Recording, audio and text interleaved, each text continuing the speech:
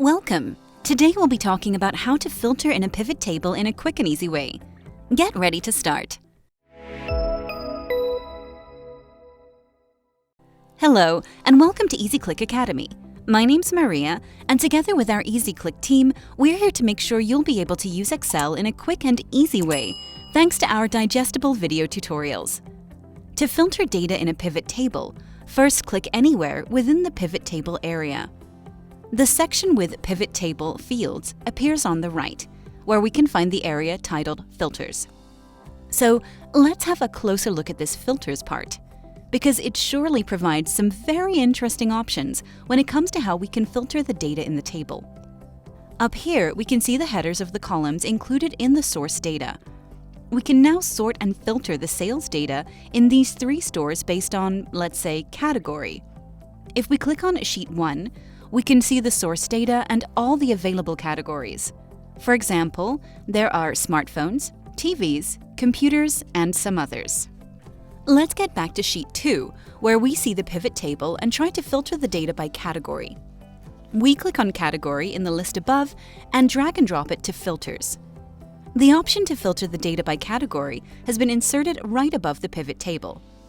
So, if we click on the drop-down button here and take the option Select Multiple Items down here, we can quickly and conveniently filter the sales by any category from the list. Let's select TVs now. Click on OK, and we see right away the TV's sales figures for each of the stores. So we can filter data by a category or by multiple categories simultaneously. Let's unselect TVs and take smartphones and tablets instead. And here we go. This is a simple way to filter data in a pivot table. We can obtain the information we need in no time at all. When we don't need the filter anymore, we can easily remove it from the pivot table. Click anywhere within the pivot table and the pane on the right appears again. Using drag and drop, we can move category from filters onto the screen. And that's it. The filters option's gone. Before we wrap it up today, I'd like to let you know that there's another way to filter data in a pivot table effectively. We can use a great tool called slicers. If you'd like to learn more about slicers, the link to the video tutorial on how to add a slicer in Excel is in the description below. Check it out. If you found this tutorial helpful, give us a like and watch other video tutorials by EasyClick Academy.